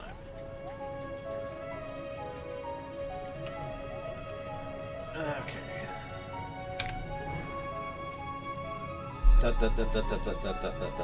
So, I mean, basically it's just Cinders learns about the Grand Ball. But is there more to this? Can we get more information out of the shady character? Now, we know that appeal to morals doesn't do anything. So I hope that isn't the choice. 13 out of 20. So threaten him. You know what? I'm really getting annoyed by this farce. It's irritating and it makes me wonder about funny things I could do. Funny things, she says. Funny how? Call me unconventional, but somehow I think that watching the guards beating your precious secrets out of you would be quite hilarious. I'm sure you and the guard have a long history of mutual love after all, or maybe I should go to Carmosa and tell her that you told me everything yourself, or maybe both. Little devil's back. You go do that, love. Watch me vanish like bad vapors from the Queen's Loo. I'm a fast runner, had a lot of practice. Heard of the place where people walk upside down. Always wanted to visit them, see if their private parts lie in their bellies when they walk. Oh, I'd expect you to be a runner, but I doubt even the fastest man could dodge the guards if I started shouting right now. I could play the innocent role of the innocent girl, mugged by this lowlife whom everybody knows anyway. With a bit of luck, the townsfolk could even... Oh, I'm not gonna say that flippin' word. With a bit of luck, the townsfolk could even hang you on their own. Wow, I got some sort of achievement for that, or trophy for that. Fine, there is one thing a wee detail. Really nothing. Really? Nothing. So this worked. I knew this rumor would be worth a lot for the lady, you know. I know her. I know what she's like. So you did work for her before. What did you do? I might have given her a hand earlier. Excuse me. I might have given her a hand earlier with the ball club. She could get in. How? The goose and ducklings weren't exactly invited. The lady asked me to help them. Help them? How? Oh, let's just say it required a bit of quality craftsmanship. Oh, so forgery. You forged invitations for them. Me? Sure I didn't. We talents. No one knows. Talents of their own. Got them invitations for a friend. Reckon the old lady's a bit dim. She thought no one would notice. She got in with fake papers. But hey, who's me, humble person, to doubt a noble lady and her ways of spending money? And that's how you learned how important the ball was for her. So when you heard about the masquerade, you told her about that as well. As you said, she could get in with fake papers, but she would risk getting recognized. Not so much if it's a masked ball, and that's why this information was worth so much to her. I see. It's only a wee job, an ill. Only natural this bloke forgot all about it, eh? So this means she could actually be in deep trouble. Incredible! Carmosa ordered a forgery. And I feel like this might be a hint about the will, too. This is interesting, like not just one, but two things popping up that indicates that Carmosa's a bit of a crook. So this could be my chance. Oi, lassie, you listening? Can I go now? Man can only handle so much stress. Man can handle only so many stressful events in one day, you realize? This could be my leverage. What? Oh yes, you can do what you wish. You already helped me a lot. Oh, Carmosa, your secrets really are your greatest weakness. Oh. So, she spills the beans to Tobias. Well, I guess that's fair. After all, Tobias wanted to know, too. Can you imagine? And Carmosa withheld that minor detail from all of us. Who would have thought our friend was such an able business person? He sure gets around. Oh, yes, let us concentrate on the aptitude of the unimportant guy. I don't know, he seems pretty damn important to me. The big problem and potential scandal is not going anywhere, anyhow. Sorry, Cinders, it's just a big surprise for me, as well as information of some consequence. He is just a vagabond, you see, and everybody recognizes him as one, and I have hired him numerous times, always for some minor and menial tasks, and yet here he is. A sparkling potential criminal mastermind. Who would have... Tobias, concentrate. What is the subject of this conversation? Presumably herself. Oh, this is hard. Not him then? Very good. See, you can do it if you try hard enough. Alright, back to the main point. What do you want to do with this newly acquired information? I have no idea yet. Do you think this could get Carmosa into prison? Is that what you want? Not sure yet. Just weighing my options. Well, in that case, it definitely could be used against her. But would it suffice? Not so sure. Do you think I should try to get her arrested? You should be the one to make this decision, just as it will be you to experience its consequences.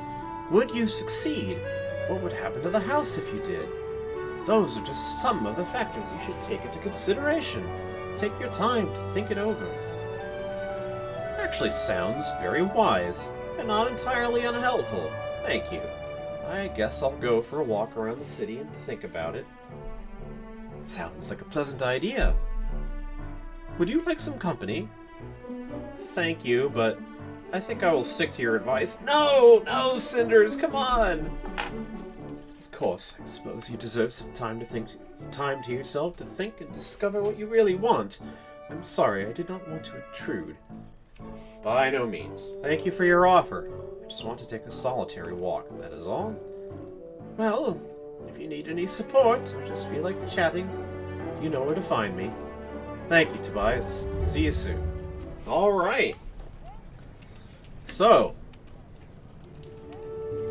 Anyway, so she's kind of been on this little kick before, just walking around town, trying to decide what to do. But, yeah, so she's found out a couple of things, or she's found out one thing for certain about Hermosa, which is that she's going to be attending the ball with her daughters on forged papers. And she has possibly learned that, from Perot, that her dad might have left a will, and that Hermosa might have suppressed it or done something else shady in order to get control of Cinders' dad's property. So, alright, well, she has to... Oh!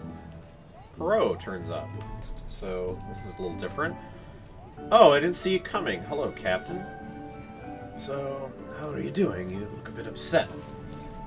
Do I? Oh, no, quite the contrary. I just got back from a very nice walk. Cleared my mind of trouble. And what are you doing here, Captain? I was just about to begin my evening patrol.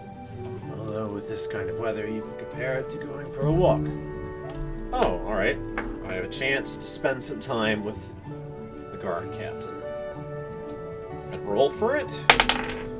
19 out of 20 means go back home. It sounds lovely, but even listening about you planning to go for a walk makes my legs ache. I really should be going back home. I hope your patrol will be pleasant and uneventful. Good night, Captain. Thank you. Have a safe way back home. Good night, Cinders. Alright, so no chance of shenanigans with Perot. Back to the same old. Yep. So, Cinders is... Yep. Learning dangerous things. Sometimes I wonder if all families are like mine, broken, conflicted, and utterly unpleasant, or is it just a nobility thing? It's not just a nobility thing. Okay, so she goes to bed. Alright, Perot and Prince Basil have their... I assume it's going to be the same dull conversation about how, I want you to be, like, my chief spy, and, Perot's like, well, that's not honorable. Well, you can always retire, then. Yeah, it's nothing different here. Okay, Sophia... Okay, so... This is where,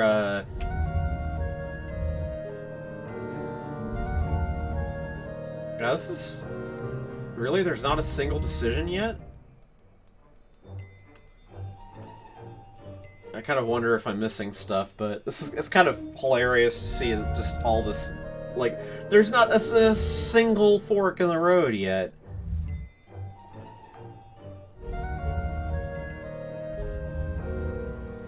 Alright, finally. And even that's not a real choice. We can only go to the cemetery. Alright. I assume this is where the Lady of the Lake is going to make her appearance. Alright, so... I will make my own fate versus I could use Fae help. And this time, I am making my own fate. 1 out of 20. Okay. So, yeah, alright. Back. It's next morning.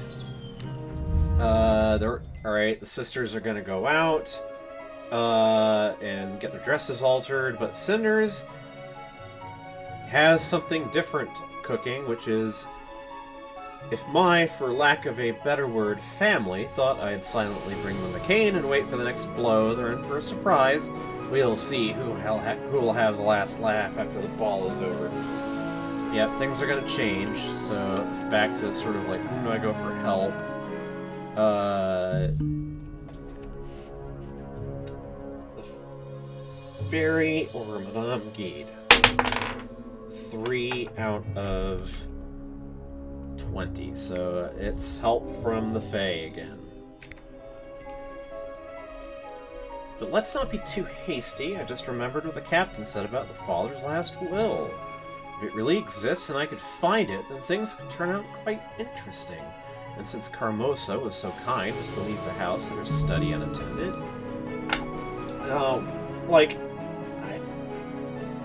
Okay, I really hope that I get to do this. But it's up to the die, not me. And the die says, just go. 18 out of 20. Ah, forget it. I'll have enough leverage soon. Plus, I have a fairly good idea about where Carmosa should stick her dirty little secrets. Off I go, then, to find the one who cannot be found. So she's going to the forest. Alright. So she's going to...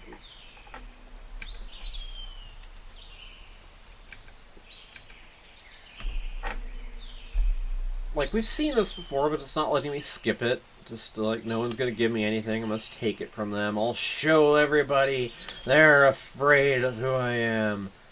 And, going to the ball is how I need to change my life. Okay, so... And then, yeah, the prince jumps in. It's just like, why don't you seduce the prince? Alright.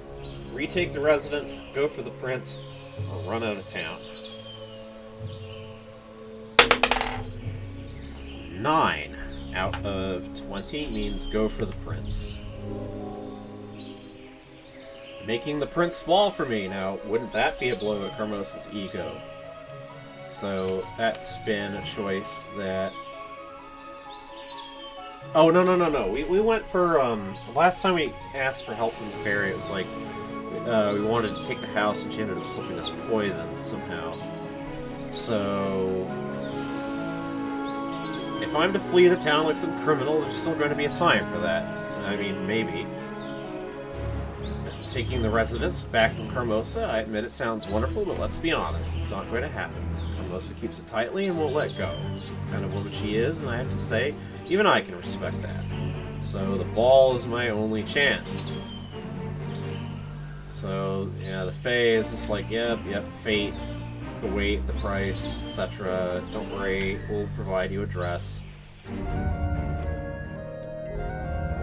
Okay, oh, the storm's coming. The wind's blowing up, the the dogs are barking. Carmosa is like, oh, I'm miserable. Yep, no choices here. Okay, here's your dress. Here we are at the ball. Lady Carmosa and her daughters. What?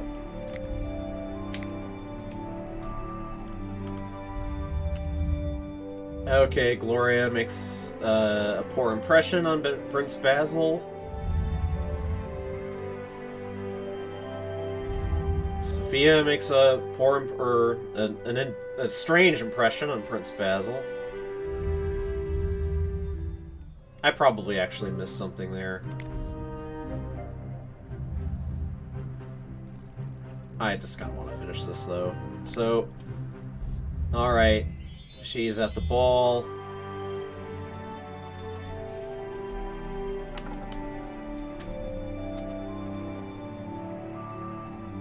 I noticed a flame of interest in your eyes when you saw me. I recognized it instantly, as I have seen it many times before. I see. May I know where you have seen it? Why? In the eyes of other men, of course. Men who wanted something, and who were driven to achieve it. This is different dialogue. That is a lot of information collected from a single gaze, my lady. Is it? I'm sure every single person here would agree that reading people's characters and motivations from the way they behave is an absolutely crucial skill. For example, take a look at that astonishingly stiff young woman over there. Would you say she's simply nervous, or perhaps suffering from gastric problems? Or maybe, just maybe, she was coerced to do something against her will? Why is she clenching that tiny silk bag so tightly? Could it be that she is carrying something dangerous? Indeed, she does look pale and nervous. What if her scheming parents decided that the ball is a perfect opportunity to have one of their rivals removed? And who would suspect an innocent girl of carrying poison? This is different! Like, where is this coming from? I wouldn't call the captain of the guard just yet. Wait one more minute and observe her closely. Is she, like, ratting out one of her own sisters, I kind of wonder? She's leaving. Going towards the restroom. Ha! Gastric problems, then. She must be keeping her medication in that ridiculous little bag. Nobody sane would hide poison in something so visible anyway. I'm impressed. You are not only very observant, but also persuasive. For a moment you had me considering calling Perot and having that girl searched. What I find most intriguing, however, is the fact that I can't decide if you wished to manipulate me into arresting her or not. Why, Prince, I am shocked. Arresting the poor ailing creature only to make this ball slightly more entertaining? Such an appalling, misspelled thought. The truth is, I prefer to keep my eyes open and pay attention to details, especially since this is my first visit at the court. And yet you seem perfectly suited for this uninviting environment. Venom can be lethal regardless of the size of the snake. It is the one who did not see it who should be blamed if the snake did bite. Ruthless, if effective, philosophy. Strange words coming from the future king. How will you reign, my prince, surrounded by poisonous creatures, without protection or a viper of your own? I must admit, you are an intriguing woman, my lady. Very different from the rest of the people who came here today. They don't seem... Okay, now we're back on... kind of... like, oh, you're so honest and forthright. And, like... okay. Let's dance. I'm gonna compliment your eyes. And your neck and the other things. Just is not the word I use. Alright, so she's gonna skip. Hi! Yeah, I had a great time. I almost got someone arrested. How was your day? Alright, so... back to the repeated dialogue. Perot shows up. Alright. Miss Cinders, did you attend the grand ball tonight? No, I did. Why did you ask? So, alright, Lady Carmos is saying, please. Alright, yes. I attended the ball. I was wearing this sort of mask and these slippers and everything.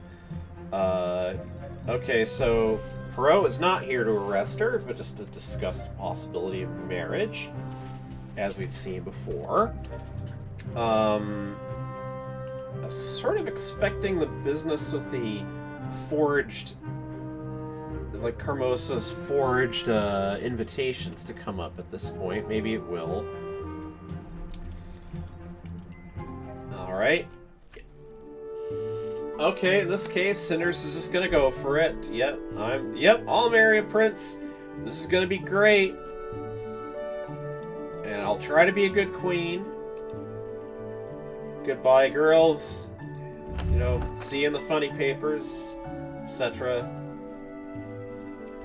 The family is left behind, just like, how could you have missed this? All this plotting she was doing. How could you have lost to her? Okay. So, yes. we've seen this before. It's like Basil and Cinders. This is the very first ending that I reached where she's, like, yeah, sure, I'll marry you. Gross. Okay. And this talk between the shady character and the Lady of the Lake is just sort of like, well, okay. Like, this ends up kind of leading to less than I thought. Yeah, just shady character talks back to the Fae. And we're finally at the entirely randomly decided ending. As in the stories of old, Cinders' charms and wits helped her in getting the heart of the future king. Cinders becomes a cruel and whimsical queen, interested more in her own well-being than in the kingdom's politics. Feared and hated by both the people and the court, she's unable to provide the prince with the support he needs to push forward his reforms. Her senseless and decadent rule comes down in the history of one of the core reasons for the upcoming bloody revolution. While Cinders is the wife of the new king and they rule together, love never sprouts between them. Focused on her role, she lives a lonely life among the crowds.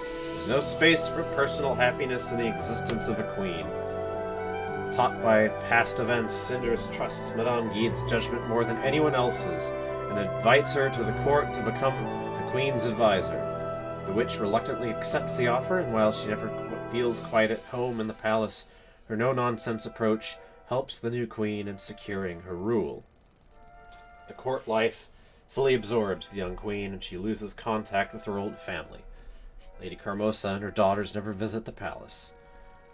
From what Cinders heard, the situation in the household turns for worse after her stepmother's bitter defeat. They live their lives in seclusion, isolated from the rest of noble society. Years later, Cinders and her sisters meet at Lady Carmosa's funeral. They don't exchange a single word. Well, that kind of didn't... I don't know. It was a different ending, but I was sort of hoping that things were leading towards Carmosa getting arrested or something like that. I guess that didn't end up leading to anything. Well, I've messed around with this game long enough, and so, I need to go anyway. I'm being reminded about something upstairs, so...